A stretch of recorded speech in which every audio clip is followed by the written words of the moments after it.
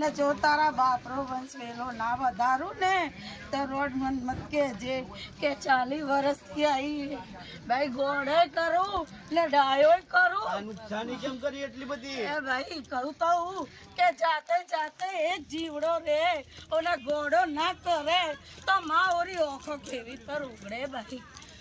આવ તો ફૂલે પાથે રહી ને આ બધું તારું જે આ તો હાલ તું એમ મત કેજે કે મારે ઓતી કોઈ લેવા દેવા નહીં ભાઈ સોમંડા ને પૂર્વજ તારી રક્ષા